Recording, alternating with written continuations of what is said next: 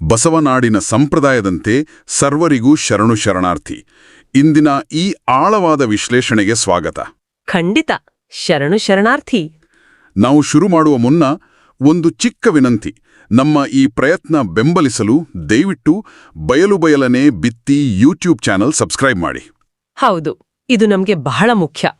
ಸರಿ, ಈಗ ನೇರವಾದ ಈ ವಿಷಯಕ್ಕೆ ಬರೋಣ. ಅಂದ್ರೆ ಪ್ರಾರ್ಥನೆ, ಪೂಜೆ ಇದೆಲ್ಲ ಭಕ್ತಿ ಅಲ್ವಾ? ಆದರೆ ಭಕ್ತಿಯ ಕೊನೆಯ ಹಂತದಲ್ಲಿ ಈ ಆಚರಣೆಗಳೆಲ್ಲ ಸಂಪೂರ್ಣವಾಗಿ ನಿಂತು ಹೋಗುತ್ತೆ ಅಂತ ಯಾರಾದರೂ ಹೇಳಿದ್ರೆ ಹೇಗಿರುತ್ತೆ? ಓ, ಅದು ನಿಜಕ್ಕೂ ದೊಡ್ಡ ಆಶ್ಚರ್ಯ. ಅಂದ್ರೆ ನಾವೆಲ್ಲರೂ ಕಲ್ತಿರೋದೇ ಬೇರೆ ಅಲ್ವಾ? ಹೌದು. ನಾವು ಇವತ್ತು 12ನೇ ಶತಮಾನದ ಸಾಂಸ್ಕೃತಿಕ ನಾಯಕ ವಿಶ್ವಗುರು ಬಸವಣ್ಣನವರ ಒಂದು ಅದ್ಭುತವಾದ ವಚನವನ್ನು ಇಟ್ಟುಕೊಂಡು ಇದನ್ನ ಅರ್ಥ ಮಾಡ್ಕೊಳ್ಳೋಣ. ಖಂಡಿತ. ಆ ವಚನ ನಾವು ಓದ್ತೇನೆ ಕೇಳಿ.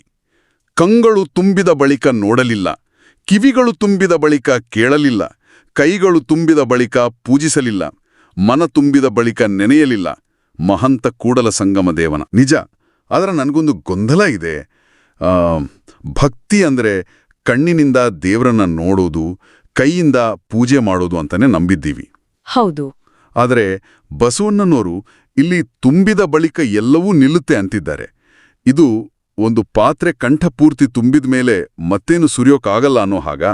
ಹೌದು, ನಿಖರವಾಗಿ ಅದೇ ಅರ್ಥ.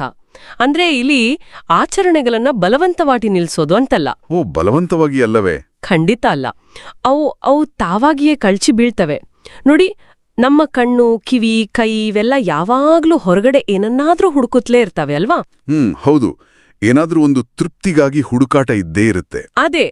ಆದ್ರೆ ಆ ಇಂದ್ರಿಯಗಳು ದೈವಿಕತೆಯಿಂದ ಸಂಪೂರ್ಣವಾಗಿ ತುಂಬಿ ಹೋದಾಗ ಏನಾಗುತ್ತೆ? ಆ ಹುಡುಕಾಟಕ್ಕೆ ಕೊನೆ ಸಿಗುತ್ತೆ. ಆಗ ಹೊರಗಡೆ ಹುಡುಕುವ ಅವಶ್ಯಕತೆನೇ ಇರೋಲ್ಲ. ಅಂದ್ರೆ ಆ ಪೂರ್ಣತೆ ಸಿಕ್ಮೇಲೆ ಬಾಹ್ಯ ಆಚರಣೆಗಳ ಅಗತ್ಯ ಇರಲ್ಲ. ಇದನ್ನ ಇನ್ನಷ್ಟು ಆಳವಾಗಿ ಚರ್ಚೆ ಮಾಡೋಣ. ಆದ್ರೆ ಅದಕ್ಕೂ ಮುನ್ನ ಹೇಳಿ. ಈ ರೋಚಕವಾದ ಹಂತದಲ್ಲಿ ಒಂದು ಮಾತು. ನಮ್ಮ ಪ್ರಯತ್ನಕ್ಕೆ ನಿಮ್ಮ ಬೆಂಬಲ ನೀಡಿ ನಮ್ಮ ಯೂಟ್ಯೂಬ್ ಚಾನಲ್ನು ಸಬ್ಸ್ಕ್ರೈಬ್ ಮಾಡಿ ಅಂತ ಮತ್ತೊಮ್ಮೆ ವಿನಂತಿಸ್ತಾ ಇದ್ದೀನಿ. ಹೌದು, ಆ ಬೆಂಬಲ ನಮಗೆ ದೊಡ್ಡ ಪ್ರೋತ್ಸಾಹ. ಈಗ ನಾವು ಆ ತುಂಬಿದ ಬಳಿಕ ಅನ್ನೋ ಸ್ಥಿತಿ ಬಗ್ಗೆ ಮಾತಾಡ್ತಿದ್ವಿ ಅಲ್ವಾ? ಹೌದು. ನನಗೀಗ ಅನಿಸ್ತಿರೋದು, ನಾವು ಒಂದು ಸುಂದರವಾದ ಸೂರ್ಯಾಸ್ತ ನೋಡ್ತಾ ಇದ್ವಿ ಅಂದ್ಕೊಳ್ಳಿ. ಸರಿ. ಆಗ ಆ ಸೌಂದರ್ಯದಲ್ಲಿ ಎಷ್ಟು ಮೈಮರಿತೇವೆ ಅಂದ್ರೆ ಫೋಟೋ ತೆಗೆಯುವ ಯಾಂತ್ರಿಕತೆಯನ್ನೇ ಮರ್ತುಬಿಡ್ತೀವಿ ಅಲ್ವಾ? ಅರೇ ಭಲೆ, ಇದು ಬಹಳ ಸೂಕ್ತವಾದ ಉದಾಹರಣೆ. ಆ ಕ್ಷಣದಲ್ಲಿ ನಾವು ಕೇವಲ ಸೂರ್ಯಾಸ್ತ ನೋಡ್ತಾ ಇರಲ್ಲ, ನಾವೇ ಆ ಅನುಭವ ಆಗಿರ್ತೀವಿ. ನಿಖರವಾಗಿ. ವಚನದ ಕೊನೆಯಲ್ಲಿ ಮನ ತುಂಬಿದ ಬಳಿಕ ನೆನೆಯಲಿಲ್ಲ ಅಂತ ಬಸವಣ್ಣನವರು ಹೇಳೋದು ಇದನ್ನೇ. ಓ, ಅಂದ್ರೆ ಅಂತರಂಗದಲ್ಲಿ ಆ ಮಹಂತ ಕೂಡಲ ಸಂಗಮ ದೇವನನ್ನ ತುಂಬಿಕೊಂಡ ಮೇಲೆ ಅಲ್ಲಿ ಇಬ್ರೂ ಬೇರೆ ಬೇರೆ ಇರೋದಿಲ್ಲ.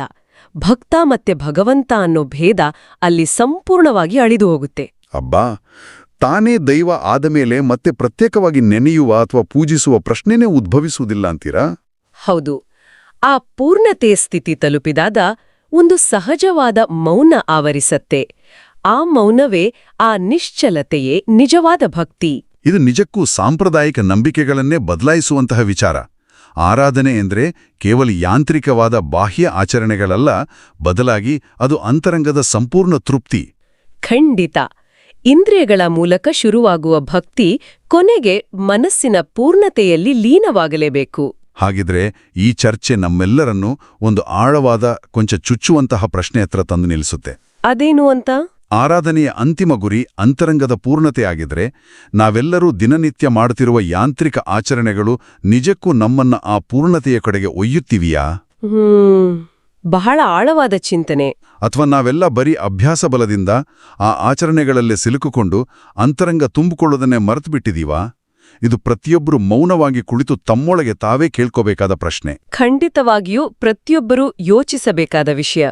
ಈ ಅದ್ಭುತವಾದ ಹಾಗೂ ಒಳನೋಟವುಳ್ಳ ಚರ್ಚೆಗೆ ಮಾರ್ಗದರ್ಶನ ನೀಡುತ್ತಿರುವ ಕಾಯಕ ಫೌಂಡೇಶನ್ ಹಿರೇಬಾಗೇವಾಡಿ ಸಂಸ್ಥೆಗೆ ನಮ್ಮ ಹೃತ್ಪೂರ್ವಕ ಧನ್ಯವಾದಗಳು. ಹೌದು, ಅವರಿಗೂ ಕೂಡ ಅನಂತ ಧನ್ಯವಾದಗಳು. ಆ ಪೂರ್ಣತೆಯ ಕಡೆಗಿನ ಪಯಣ ಎಲ್ಲರದಾಗ್ಲಿ. ಮತ್ತೆ ಸಿಗೋಣ.